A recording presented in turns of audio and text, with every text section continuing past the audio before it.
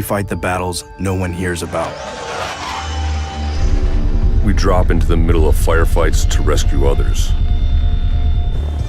And act as one-man air traffic control towers. We're the ones who go before all others.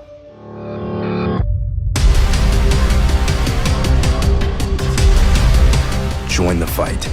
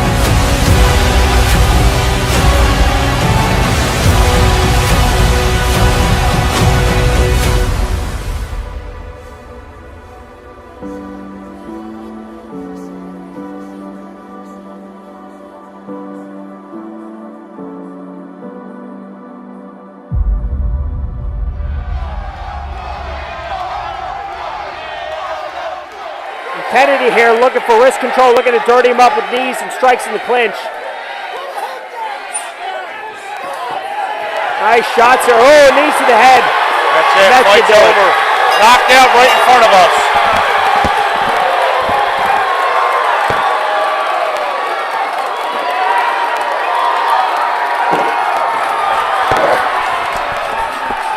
And again, you know, Kennedy went in here and did exactly what he was supposed to do against the guy who's 40. So, props to Kennedy, but, we're definitely looking at, if he's going to continue to streak, the next step up is going to be a little bit of a tougher step up. It's wild how his amateur fight, he had one finish out of 10, and now he's finishing everybody now. 40, cage fighting 43, what a show we had tonight. Unfortunately, fortunate event with the co-main event with an injury, got postponed, but what a great card we had. Just finished up here. Aaron Kennedy again. Super impressive, Aaron. You're just peaking right now, knocking people out, submitting them. Great job, Aaron Kennedy, man. Hope you're on another card soon. I hope you're on the card with Ben Moser coming up. Absolutely.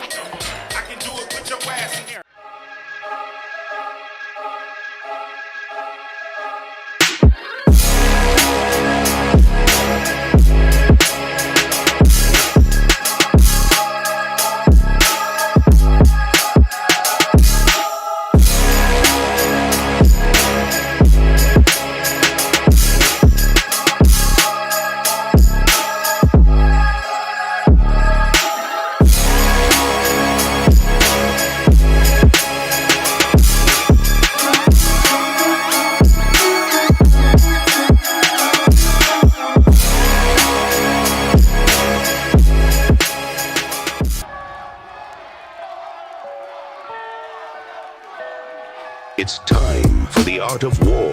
Top 20 knockouts of all time. Number 20, Lex Ludlow needs 10 seconds to make a statement.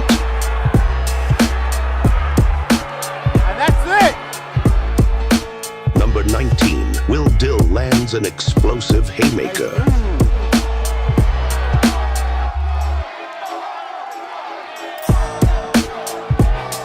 Number 18, Ethan Mercado proves speed kills.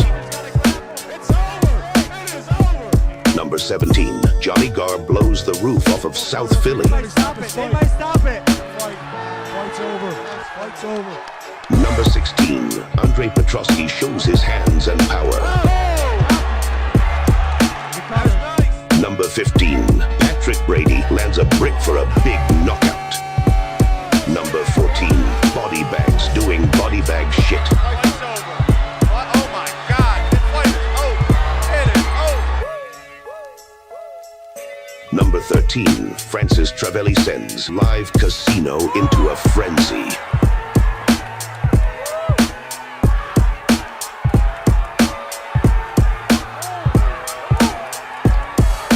Number 12, it's touchdown Buffalo as Mike Melso lands a bomb.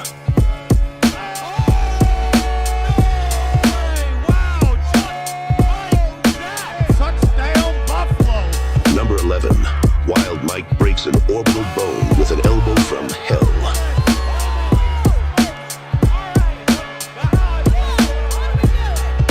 And now, the top 10 knockouts in Art of War history. At number 10, it's another broken face as Zed executes a perfect spinning elbow.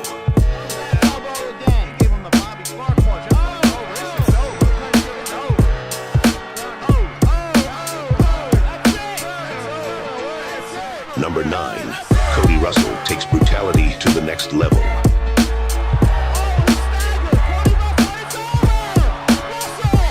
Number 8, Dominic Parker sets the Art of War record with an 11-second knockout. Number 7, Cade the Spade delivers an 11-second knockout of his own. At number 6, Wild Mike returns to the countdown with brutal power.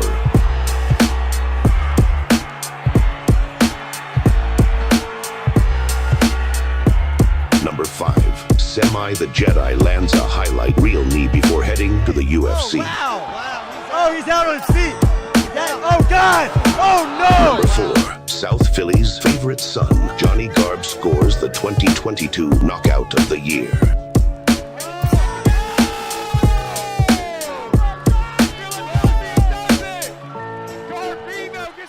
Number 3, the legendary Suitcase Kid lands the greatest flying knee in Art of War history.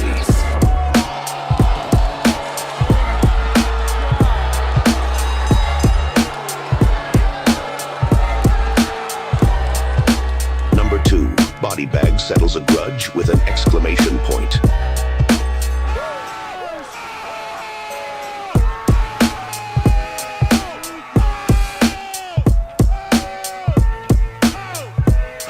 And the #1 knockout in Art of War history, Joe Pyfer returns for one of the scariest knockouts in regional MMA history.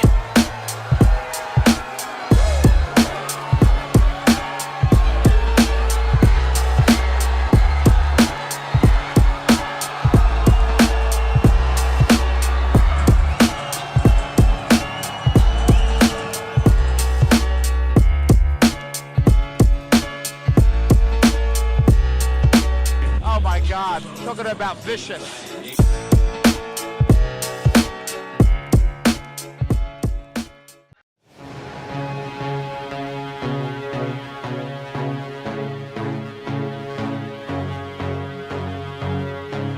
I remember when I went through special warfare training, it was at times overwhelming, but it pushed me past a point that I didn't think I was able to do. The training is set up to be hard because it's delivered with intent and purpose. And if it wasn't difficult, it wouldn't be special warfare. Not a lot of people can do it. And out of the 1% of the population that decides to serve the military, it's less than 1% of the 1%. And so special warfare in general needs to be hard because we ask our men and women to do impossible tasks anytime, any place. Special warfare prep is designed to physically and mentally prepare the trainees for the rigor of the special warfare pipeline. We want to give you all the resources and tools to be successful. We have coaches that were specifically trained to teach running, to teach strength and conditioning, to teach swimming. We have dietitians here and dietitian techs. We have athletic trainers, physical trainers, and psychiatrists to work on the mental resiliency as well. And their whole job is to safely monitor you as you go through training, but it's also to individually base programming off of your athleticism, your training age, wherever you may be. We monitor each trainee so we can get the individualization for that trainee. We're not all the same. We have a very diverse population coming in our doors, and with that, there's not a one-size-fits-all method to this. Those individuals need different type of training to be able to set them up for success. We're building up their strength, their form, as well as that mental resiliency to overcome anything that they physically can't do, that they have that mental aspect to push through it. But we're trying to do it in a smarter way to put less stress on the mind, because the amount of things that these airmen are going to see in the operators and what this country is going to ask them to do is a very dangerous job. And we're looking for special people to do those things. We use a lot of technology. Technology that measures your body core temperature, it measures your ground impact forces, and then also your heart rate as you're going through training. So we can tell what your output is physically during these workouts. On top of that, all this information is gathered in a data management system and put in appropriate buckets and then sent to our research flight for a deep dive into what this data is telling us so we can get better every day. The pool is the great equalizer. It gives you those skills to survive when things are hectic, and you can just stay mission task oriented, where you're just focused on the event, the objective. When you are starting to have some shortness of breath, your instincts, your anxiety's kicking over because you don't know how much further you can go, those are the type of people who are able to push through that moment that we're looking for. It's the best way to simulate the stress and anxiety of combat, and you'll be surprised the things you can accomplish and how much further you can push your body in circumstances that are not favorable to you. It's not easy.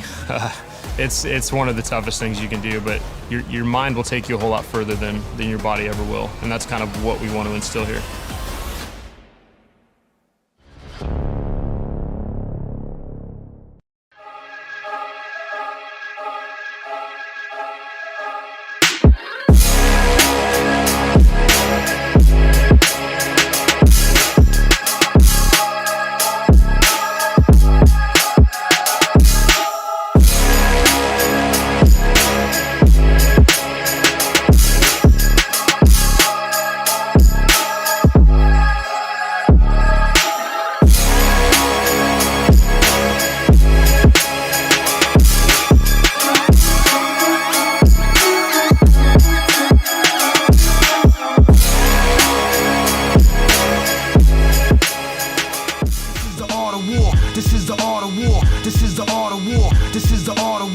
Art of War Cage Fighting. The Art of War cage fighting shows. Art of War show.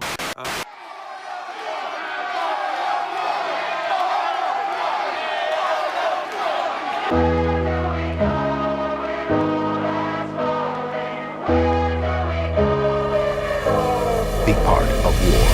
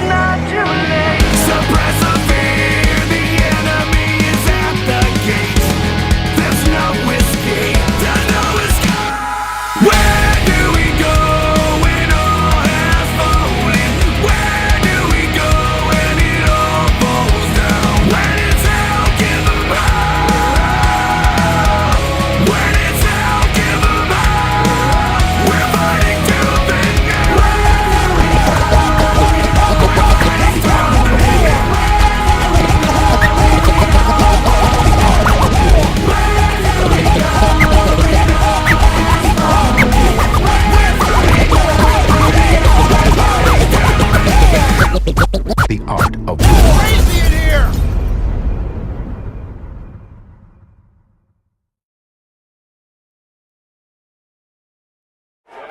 Both of these guys have heat. Woo! Woo!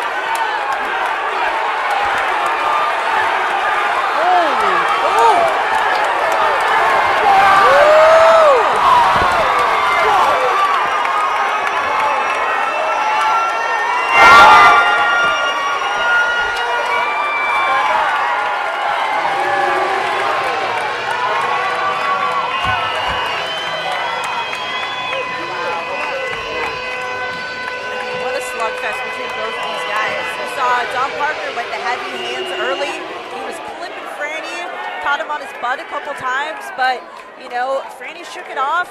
He was smart with his counters, was clipping Dom right back, and man, put Dom right to his butt, was able to get right into mount and just finish with heavy strikes from the mount. I mean, Dom's protesting a little, but man, he was out. It's a good stoppage by the ref.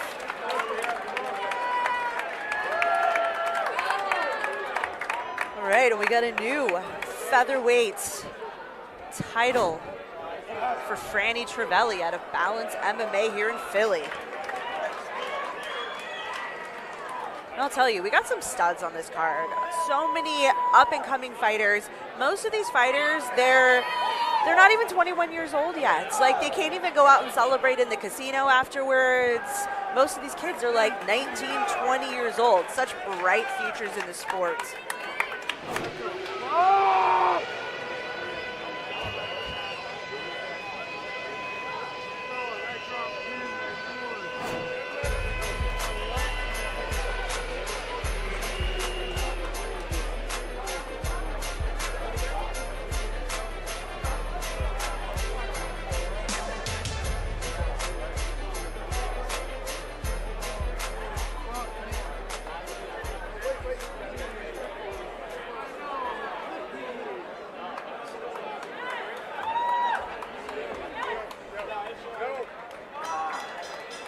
Ladies and gentlemen, this contest ended at 2 minutes and 7 seconds in round number 1. Your winner and new hardcore featherweight champion, the praying mantis, Francis Trivelli.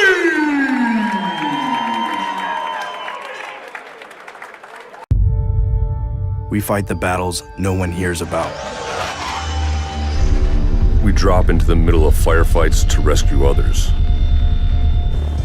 And act as one-man air traffic control towers.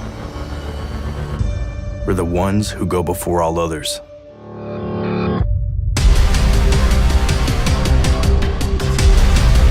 Join the fight.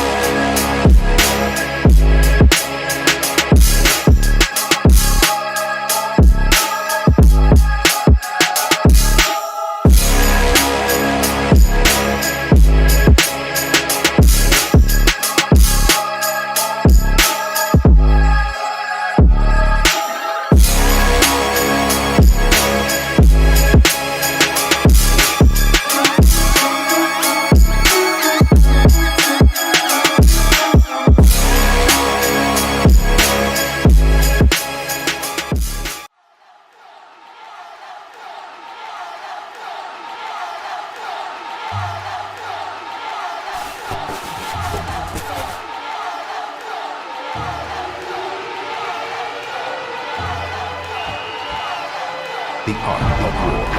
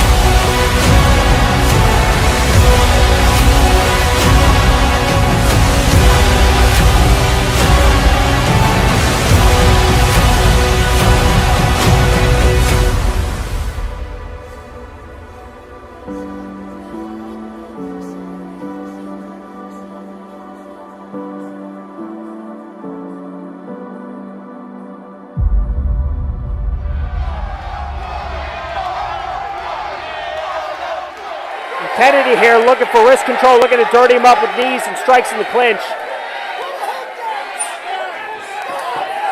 Nice shots here. Oh, knees to the head. That's it. Fight's over. Knocked out right in front of us.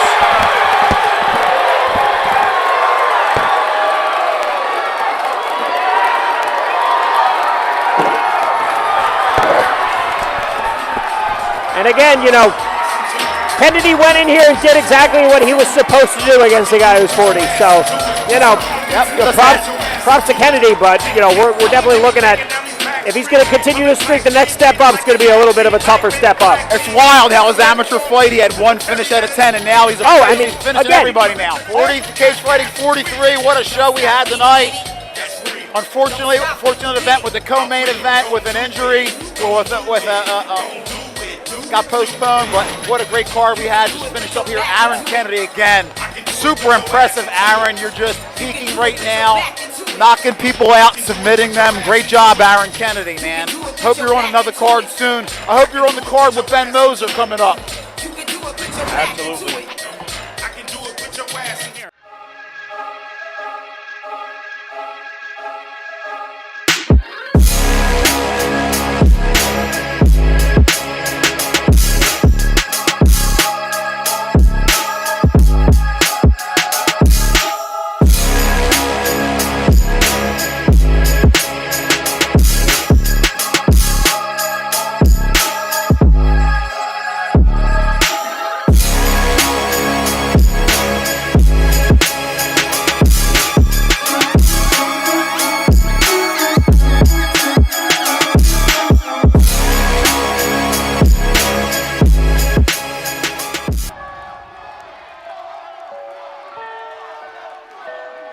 It's time for the Art of War. Top 20 knockouts of all time. Number 20, Lex Ludlow needs 10 seconds to make a statement. And that's it. Number 19, Will Dill lands an explosive haymaker.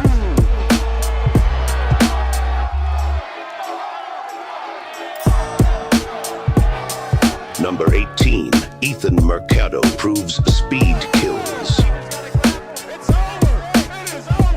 Number 17, Johnny Garr blows the roof off of South Philly. Stop it. They might stop it. Fight's over. Fight's over. Number 16, Andre Petrosky shows his hands and power. Number 15, Patrick Brady lands a brick for a big knockout. Number 14, Body Bags doing body bag shit. Oh my God, this fight is over. It is over. Number 13, Francis Travelli sends live casino into a frenzy.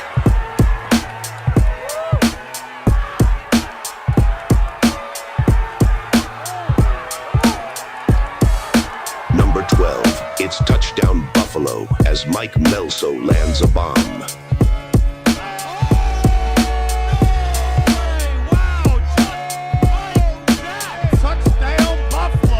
Number 11, Wild Mike breaks an orbital bone with an elbow from hell.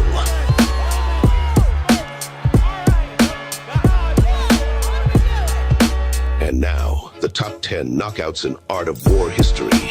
At number 10, it's another broken face as Zed executes a perfect spinning elbow.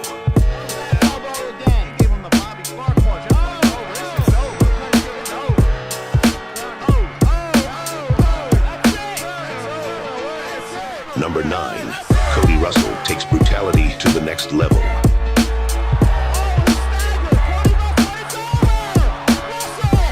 Number 8, Dominic Parker sets the Art of War record with an 11-second knockout. Number 7, Cade the Spade delivers an 11-second knockout of his own. At number 6, Wild Mike returns to the countdown with brutal power.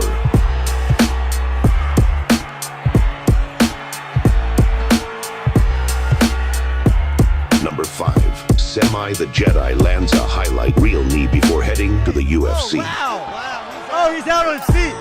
Oh, God. Oh, no. Number 4, South Philly's favorite son, Johnny Garb, scores the 2022 Knockout of the Year.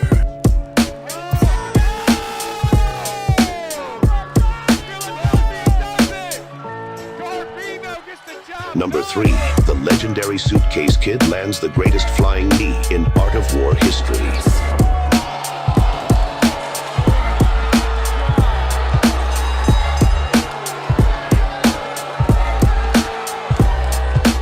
Number 2, Body Bag settles a grudge with an exclamation point.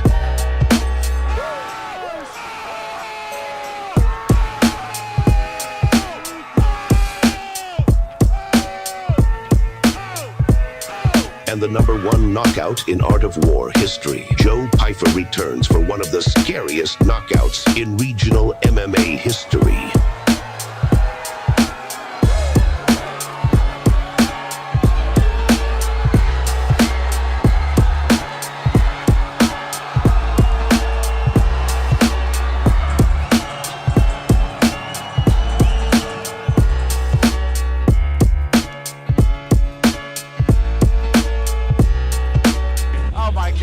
Talking about vicious.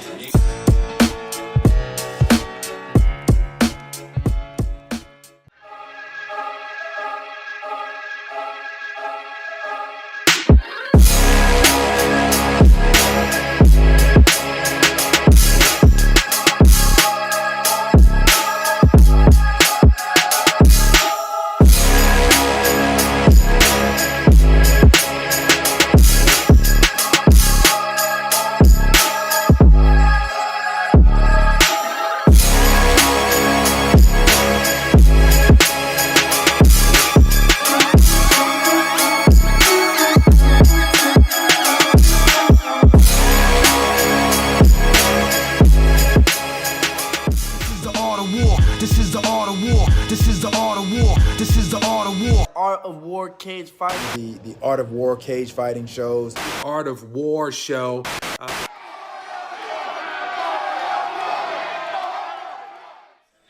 Fight fans, welcome to the Art of War Cage Fighting 47 pre-fight show, also called the Bob Meloni Show. That's who I am, and we are going to start off tonight at Live Casino with my man over here, Javi Guzman and Angelo Levon. Let me give you a little skinny on these guys. Javi was supposed to be on the card tonight. His fighter was injured this week, so we're going to talk more about him later, but he's going to be joining us on the commentary table.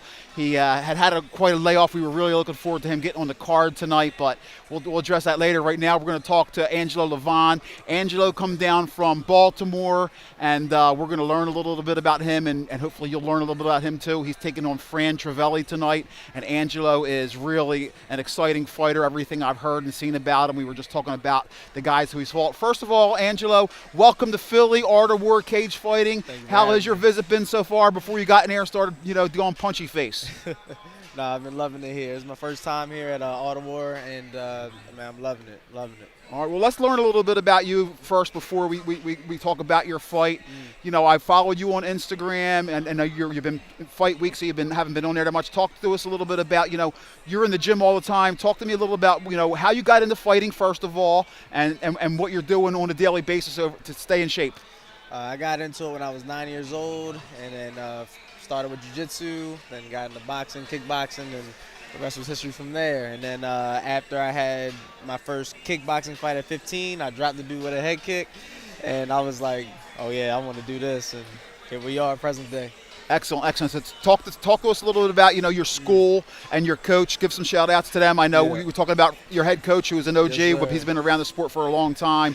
Talk a little bit about them and training with those guys. So yeah, I train currently I'm at Top Flight MMA. We're in Aberdeen, Bell Camp area. I got my head coach Ron Stallings, UFC veteran, and then I'm trained by him. It's been super grateful to be underneath him, get all the knowledge and the nice gems that he drops down. So it's really a blessing. I also train, also get to learn under Master Lloyd Irvin.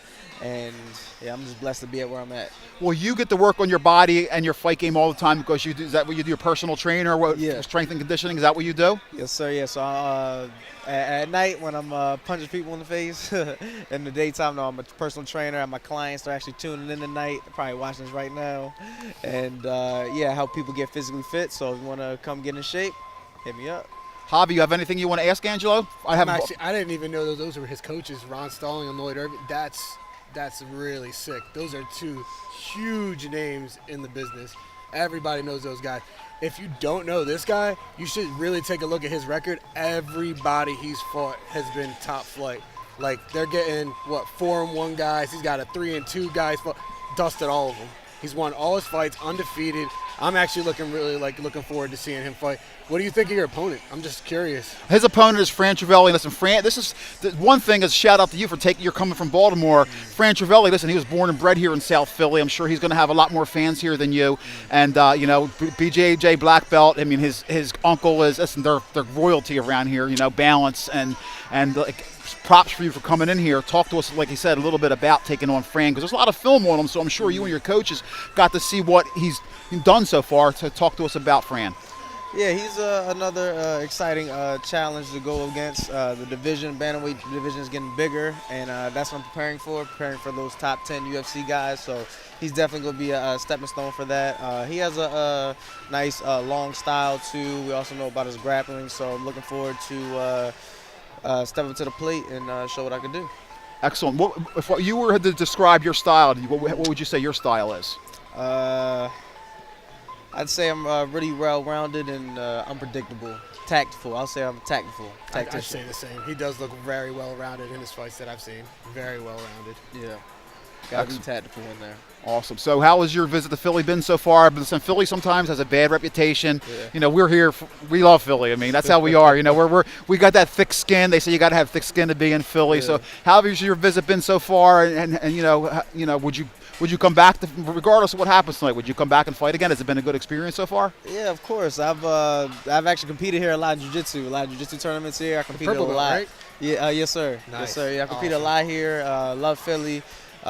Family and I, we come vacation here. I'll definitely be back regardless. Definitely back here for this promotion. But no, I've been loving it here. Love it. It's like it reminds me back home in Baltimore. So. Yeah, they're very similar.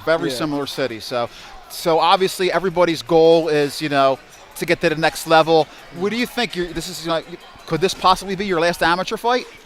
We'll see. The main thing is I want to get as much experience as I can. So we'll focus on tonight, and then we'll see what happens after. Excellent. And any superstitions you have or anything for Theta Fight? Every time I've been back there to check this guy out, he's under the hoodies, under the cover. Total chill. First impression I got with him is this guy is zero nerves, total chill. He's back there trying to get a nap, resting and relaxing, conserving his energy, which he should be doing. But do you have anything like any superstitions or anything that you do every fight? No, I'd have my faith in God. All the hard work is done. Just get in there, just go to work. Excellent, man. Well, listen, Angelo, man, thanks for giving us some time, man. Best of skills to you. We hope to see you back again, man. Yes, sir. Yes, like I said, this guy's an exciting fighter. Give it up for Angelo Devon. Follow him on Instagram, and it's just a beginning for him right now, man. We're happy to have him here, man. Excellent, man. Yes, sir. Thank you. All right, brother. Thank you. All right. Appreciate it. Yes, sir. All right. Again, thank you for having me. All right. Thank you again. My pleasure. Thank you, bro.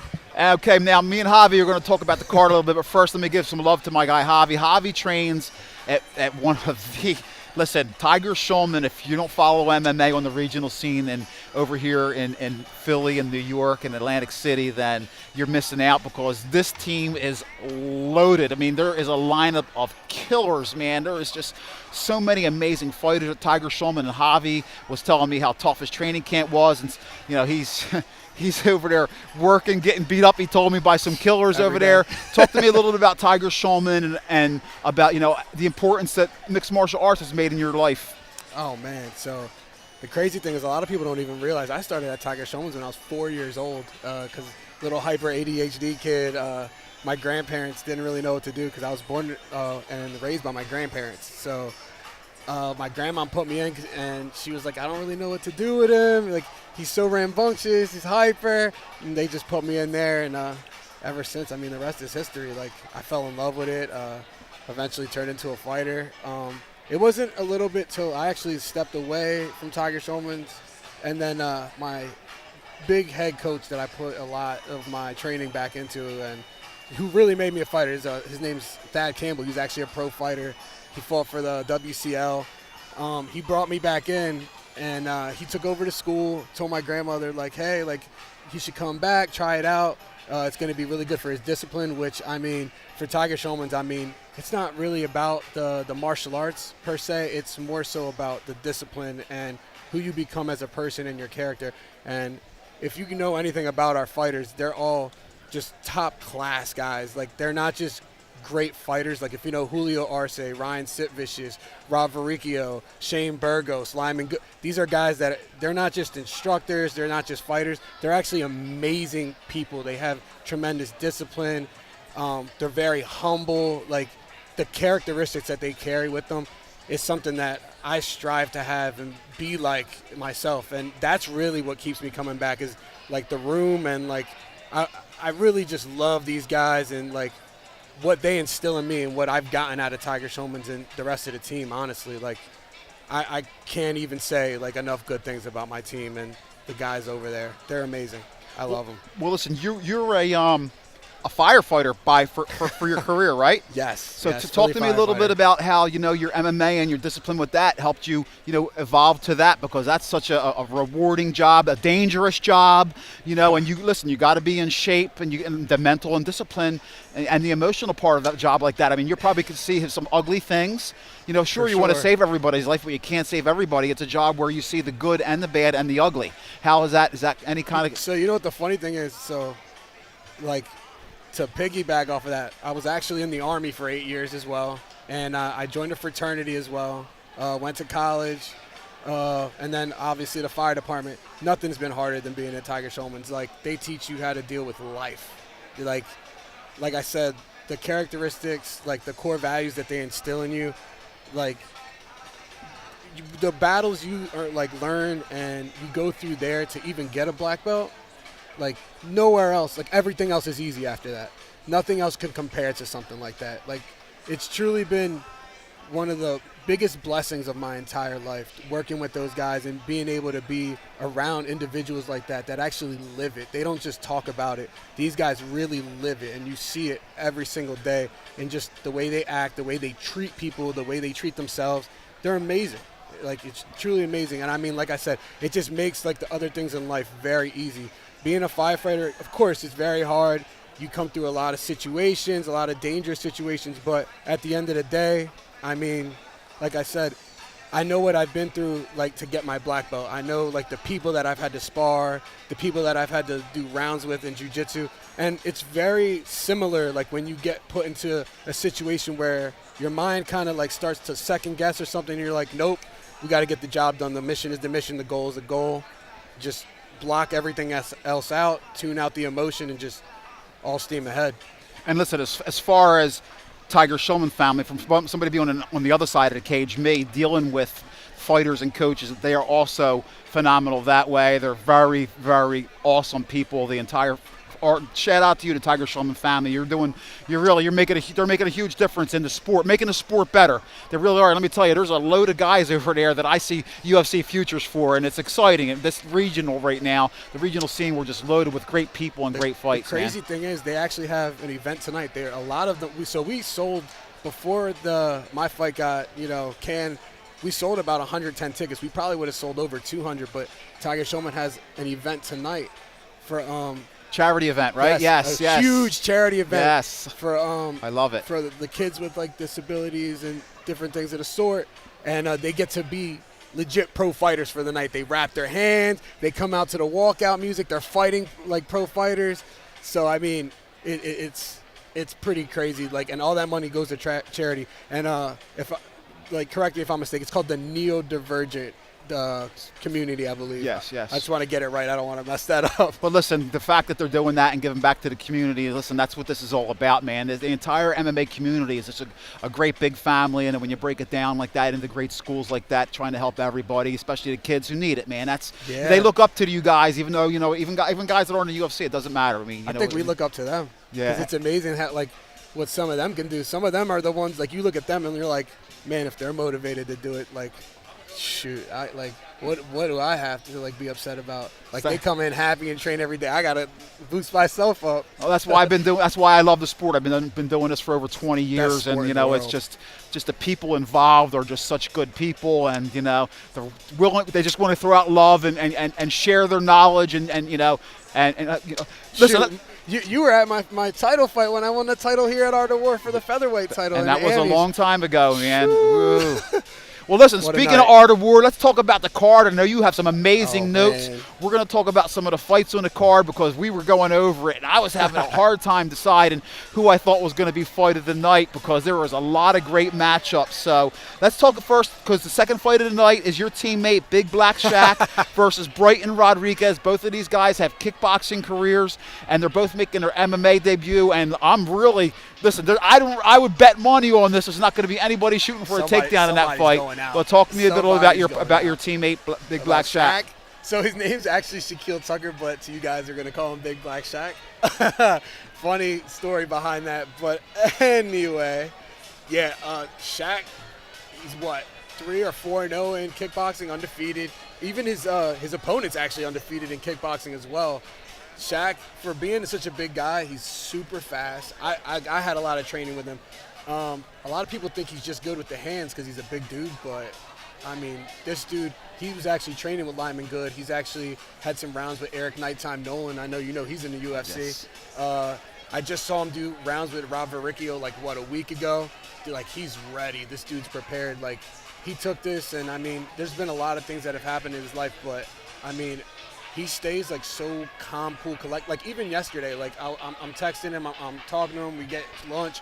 I'm like, dude, it's really crazy where you get somebody that's making their amateur debut and they're like carrying themselves like a pro. Like he just never puts too much pressure on himself. He's just very laid back. He's like, I got to stay out of my own way and just do what I can. And then on the other side, you got Brighton, who's also got a couple, like both of them have a couple knockouts. Brighton's undefeated as well in kickboxing. From what I've seen with him, he's come down a lot in weight, looks pretty athletic, but his kicks, like that dude's got some killer ass kicks. Like I was watching some video and he's doing spinning kicks. He's like doing, like he can flick it up there. Like for a big dude, like I think I'm like pretty surprised. Like he's quick too. Like I told him, I'm like, this is not going to be an easy fight. And I think both of them, like they were all for it. They're like, we don't want cans. Like we want to fight each other. It has all the potential to get the $500 knockout of the night bonus. For Hey, real. listen, and speaking For of that, real. listen, we have our great sponsor, the Air Force Academy, and they sponsor us and they give out $500 for knockout of the night and fight of the night. And this fight, listen, it could be either one. It could I be. mean, it could be it could be either one. It could be knockout of the night, could be fight of the night. Both of these guys are in great shape. Both of these guys. Like, I'm not even trying to be biased. It's just a really good fight. Like I think both fighters like have a really good shot. Okay. So it's going to be interesting. Okay, let's move up to Arsen Kozayev versus Ray Yanamini. And Ray Yanamini, listen, he has a wrestling pedigree from Pennsylvania, which is grade A. He's a legit wrestler. Arsen, listen, he's got all kinds of sambo and judo. He's over at Martinez Yes, training. so tell me about that match, because listen, that's another fight that I think is very well matched Ray up. actually stopped in at Tiger Showman's, I think, like a month ago, too. And that kid is extremely athletic. He's got really good wrestling. I think he's sharpening up the boxing a little bit. His boxing didn't look bad, but I know also, like, Arsen is a dog. Like, we've seen him, he's 2-0 in here now. And I believe he has a TKO. What's Ray, 1-1, I think? Is he 1-1? I'm not sure. Yeah. Ray did lose one fight. Yes, he lost his first fight. And I think it was to... It was another really good wrestler, but right? listen. Was it Berger? It Yes, might have been Tyler Berger, it might have been. who's actually a pro now. So I mean, that's not even like that's a justifiable loss. You know what I mean? Like that's somebody that like, dude, like he's going places. So and listen, and we know wrestlers. Listen, they know cardio, they know training. They're disciplined already, so that's the best. I believe, I'm biased, the best base to come into. I think both of these guys are actually going to be really good at wrestling. Like Arsen's a good wrestler, Ray's a good wrestler, but I think we can actually probably see them standing because I mean they both have a good gas tank as well, and they're both game. They're super. A lot of these fighters on this card are game. That's the crazy thing. Like a lot of these guys are ready to throw down, and I'm not just saying that. Like just looking at some of these guys, I'm like, nah. Like all these guys are ready. Well, speaking of ready, listen. Joe Taguia versus Davlat Babakalov. That's Listen, the fight I wanna Davlat is from Uzbekistan, and he he took this fight on like 3 days' notice. He's 3-0. He grew up kickboxing and kickboxing. But listen, judo, sambo. These guys do. Neither of them have seen a third round yet. I don't know. And these both of these guys are monsters. I think. For me, I think that might be fight of the night. It was so hard to choose because there's so many Joe good matchups. has 3 wins, and all 3 are by finish. Yeah, in the first or second round. So you like that matchup then for both of these? I love that matchup. I mean, taking that, that just, it says something about, what's the name again? Davlat Babakalov. Yeah, Davlat Babakalov. It says something about somebody that's going to just take a fight on short notice like that to somebody like, Joe? Right. I mean, Joe, he's a collegiate wrestler. Dude, has shown no signs of stopping. And, I mean, on the other side, you got an undefeated guy that's taking the fight short notice. I mean, he stays ready. Listen, that has fireworks written all over. I'm thinking we could see some of them crazy transitions. You know, we need a bunch of reversals. Yes, I think we're going to see airborne stuff, and we're going to see a lot of scrambling in that fight. I don't think anyone's going to get knocked out that fight, but I wouldn't be shocked. I think you're going to see high-level scrambles, though. I do think you're going to see high. Because from what I hear, the other guy, was it Davlat, right? Yeah. Is a really good wrestler as well. So, I mean, wrestler against wrestler, you might see a couple punches, but high-level scrambles. And then listen. I think that might be fight of the night, honestly. That's I'm so excited And listen, for that one. and to be able to match, shout out to Mike Bickings Seriously, and Josh Baker, who pulled through. Josh Baker is also our matchmaker for getting listen, it's hard to find as you know. You lost a guy fight and you make a guy on 3 days' notice and you find a guy who's 3-0 and who's that high level. He's coming in from Stout in Pittsburgh, who has a really good program. His coach was all for it. He's like, 3-1, he's good. Oh, wrestler, we're taking it. We want it. Yes.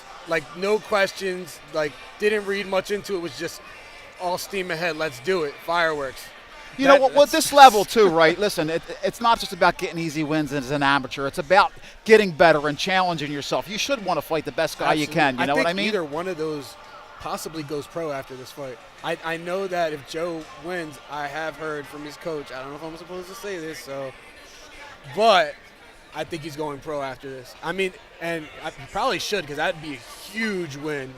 That's a big statement win.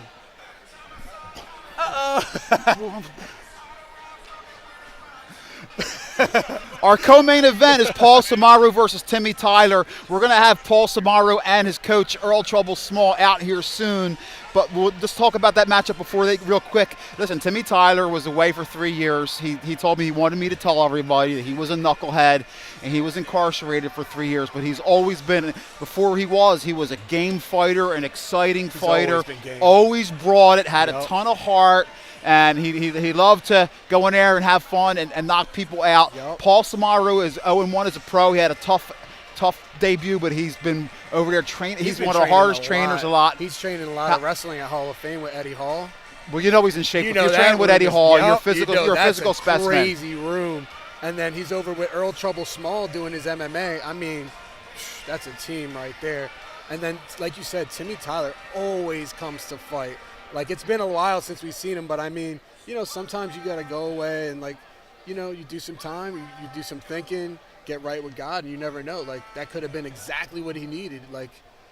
I wouldn't be surprised if he goes in there and we see a new Timmy Tyler, honestly. And he told you to say it, so I mean, he's not hiding. He's not hiding from it.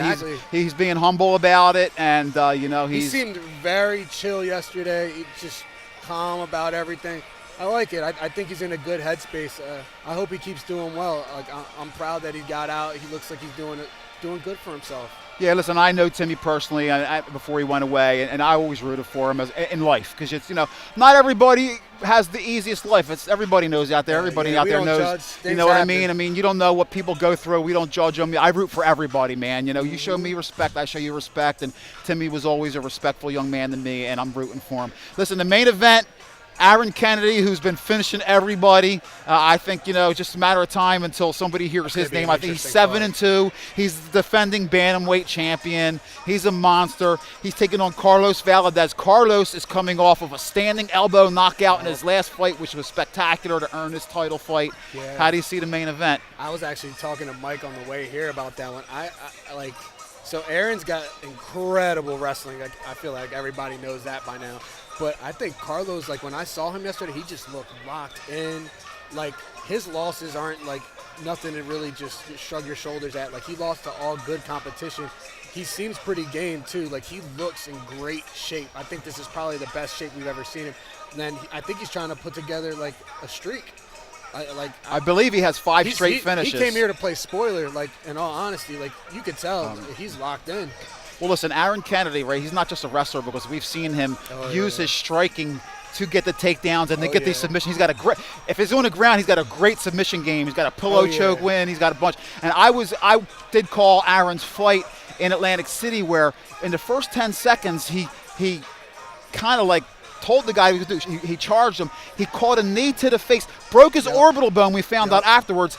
Came back to win by submission in the third round with an fractured orbital. So just knowing that you fought through a broken orbital, I mean, really, is there any way you could ever question Aaron Kennedy's heart after that? No, I've experienced that before. I know what it's like to have a broken orbital, and it's not fun at all. So yeah, that's tremendous heart. You can never question that. I mean, like I said though, Carlos is coming to play spoiler. You can't count him out either. You never know. Hey, I think it's good on both ends. I think it's actually a very good matchup. I think this is actually a huge test for Aaron. I think this might even be Aaron's toughest opponent yet, to be honest.